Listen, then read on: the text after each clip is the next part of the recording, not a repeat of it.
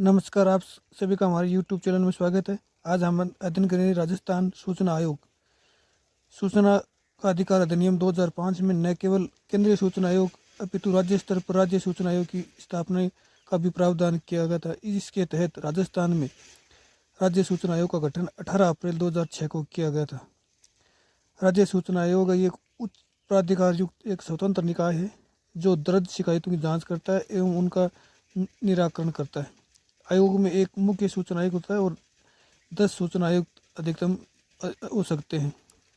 इनकी नियुक्ति राज्यपाल द्वारा की जाती है, जो एक समिति की सिफारिश पर होती है। इस समिति का अध्यक्ष मुख्यमंत्री होता है, जबकि सदस्य के रूप में विधानसभा में विपक्ष के नेता और सीएम द्वारा मनोनीत एक कैबिनेट मंत्री होता है, जो इनकी नियुक्ति की सिफारिश करता है, जो राज्यपाल इनकी नियुक्ति करता है।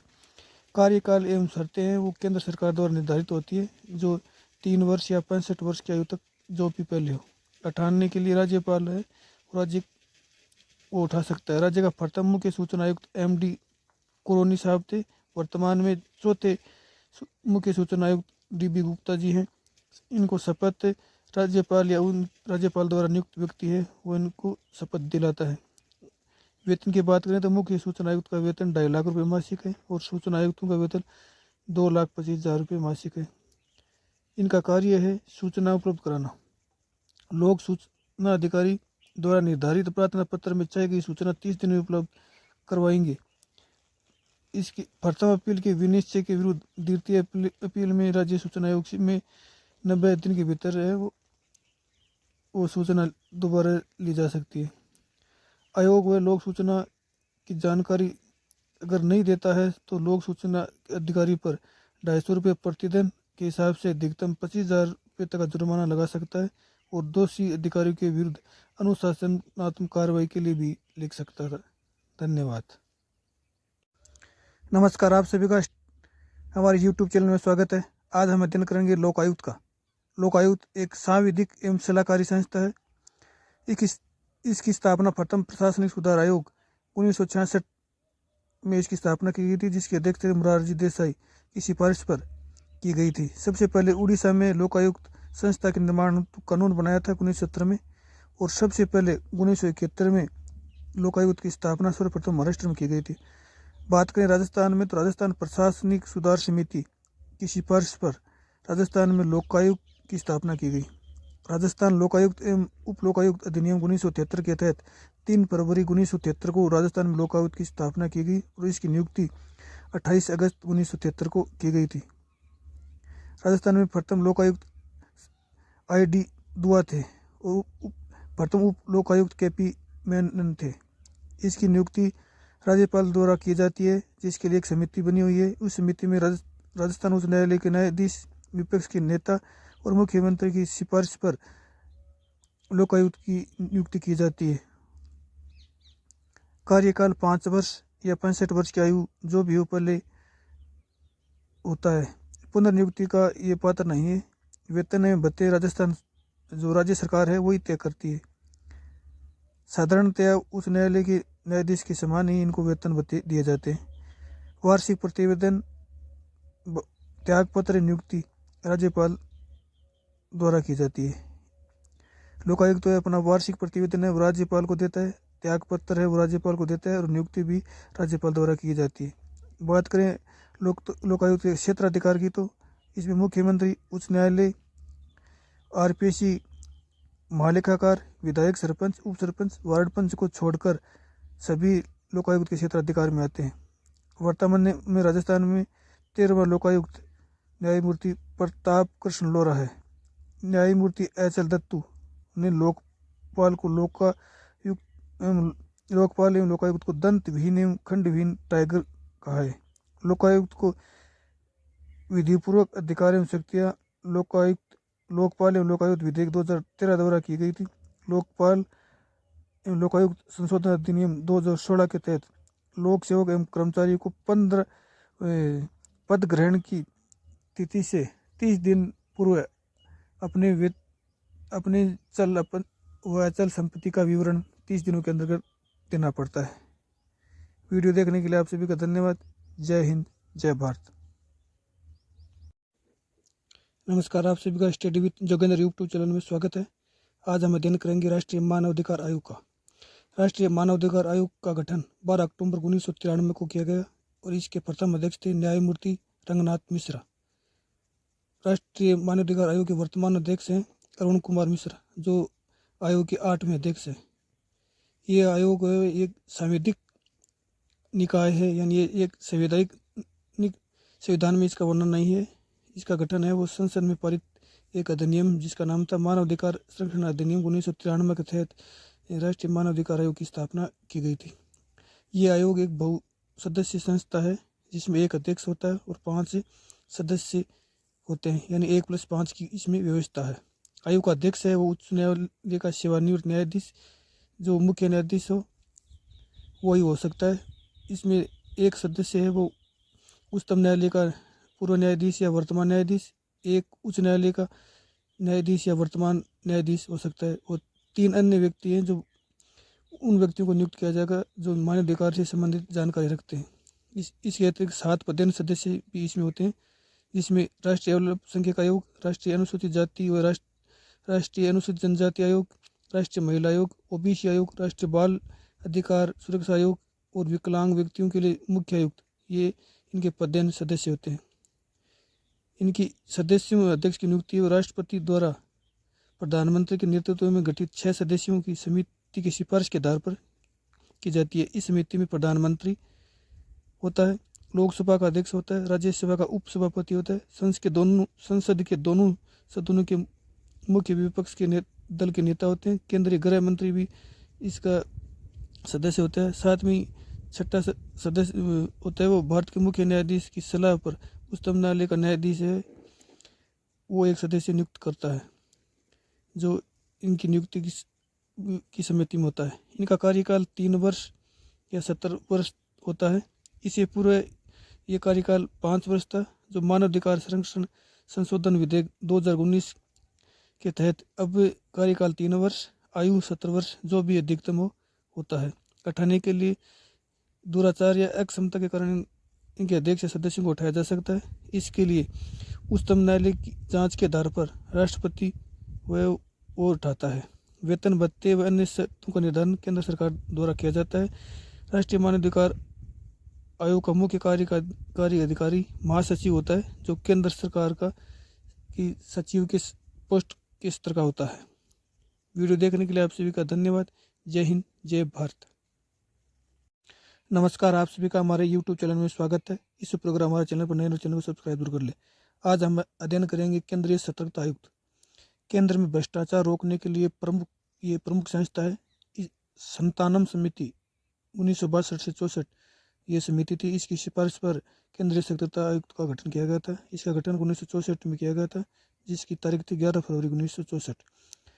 केंद्रीय सतर्कता आयुक्त को सितंबर 2003 को सांविधिक दर्जा दिया गया है।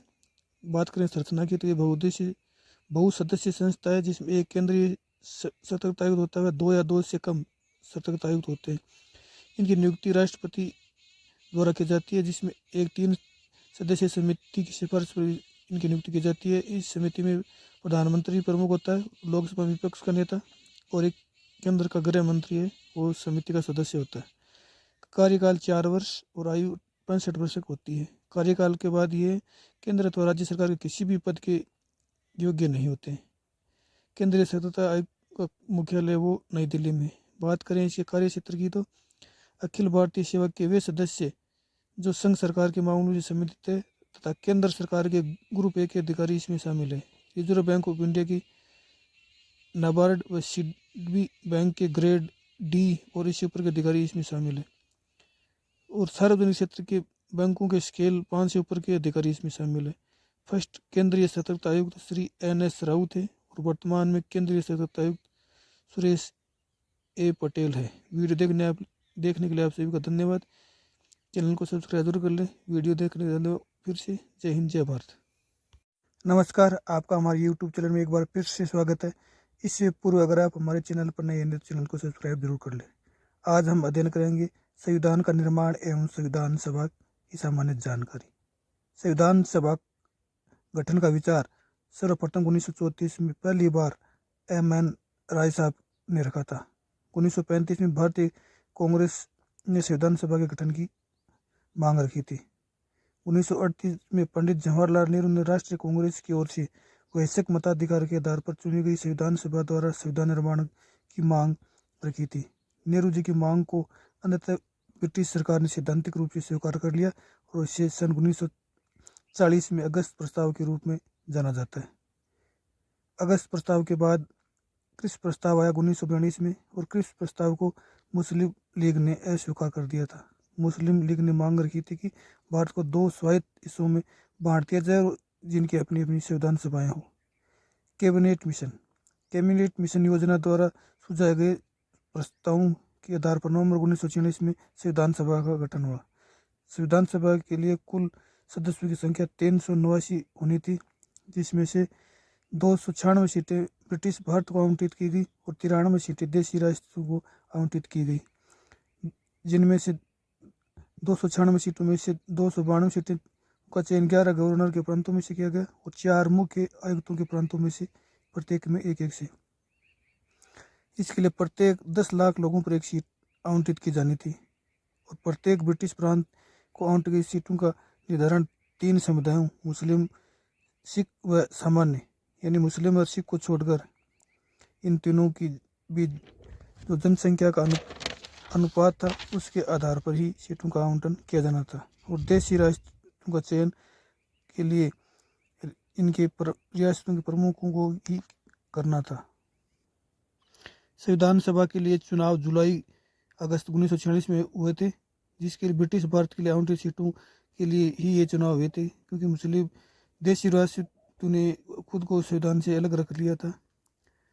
भारतीय राष्ट्रीय 296 सीटों में से भारतीय राष्ट्रीय कांग्रेस को 208 सीटें प्राप्त हुई, 73 सीटें मुस्लिम लीग को प्राप्त हुई व 15 अन्य छोटे स्वतंत्र सदस्यों के रूप में ये सीटें प्राप्त हुई। देशी रियासतों को 93 सीटें आवंटित थी, लेकिन उन्होंने खुद ही नई संविधान सभा से अलग रखा था।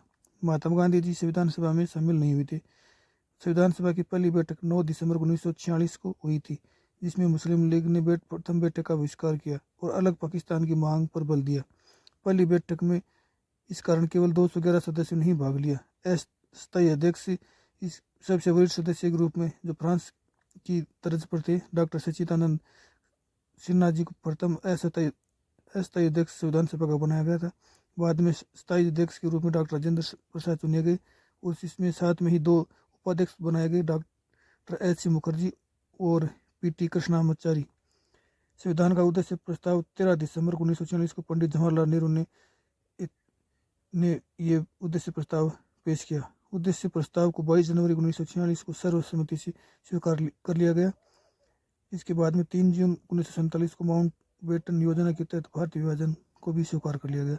मई 1949 को भारत की सदस्य के रूप में राष्ट्रमंडल द्वारा सत्यापन इसका किया गया और भारत राष्ट्रमंडल का सदस्य भी बन गया। 22 जुलाई 1947 को राष्ट्रीय ध्वज अपनाया गया और 24 जनवरी 1950 को ही संविधान सभा की अंतिम बैठक हुई और इसके साथ ही डॉक्टर राजेंद्र प्रसाद प्रथम राष्ट्रपति बने और इसी दिन ही 24 जनवरी 1950 को राष्ट्रीय गान व राष्ट्रीय गीत अपनाया गया।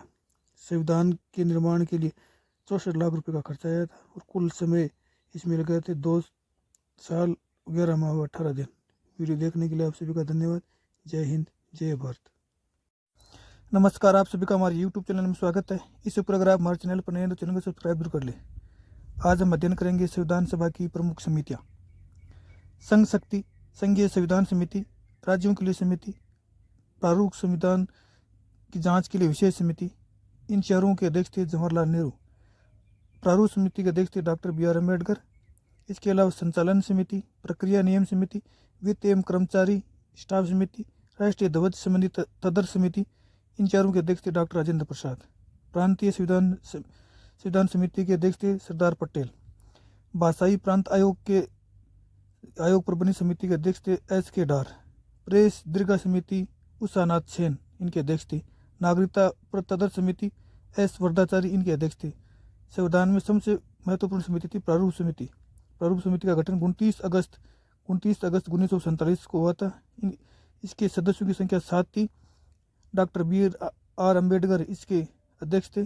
इसके अलावा एन गोपाल स्वामी अयंगर, अलादि कृष्णा स्वामी अय्यर, डॉक्टर के एम मुंशी, सैयद मोहम्मद सादुल्ला, एन माधव राव जो बी एल मित्तर की जगह सदस्य बने थे, इन्होंने त्यागपत्र दे दिया था और एन माधव राव को सदस्य बनाया था। टी टी कृष्णमाचारी सातवें सदस्य थे, इन्होंने डी पी खेतान की जगह ली थी। डी पी खेतान की मृत्यु हो गई थी, उसके स्थान पर टी टी कृष्णमाचारी को प्रारूप समिति का अध्यक्ष बनाया गया था। इसके अलावा प्रमुख तथ्य के रूप में संविधान सभा द्वारा हाथी को प्रतीक के रूप में अपनाया गया था। सर बी एन राव को संविधान सभा के लिए संवैधानिक सलाहकार के रूप में नियुक्त किया गया था। एल एन मुखर्जी को संविधान सभा का प्रारूपकार नियुक्त किया गया था। वीडियो देखने के लिए आपसे सभी का धन्यवाद। चैनल को सब्सक्राइब जरूर कर ले। जय हिंद, जय भारत। नमस्कार, आप सभी का हमारे यूट्यूब चैनल में एक बार फिर स्वागत है। आज की क्लास में हम अध्ययन करेंगे राजस्थान लोक सेवा गारंटी अधिनियम 2011।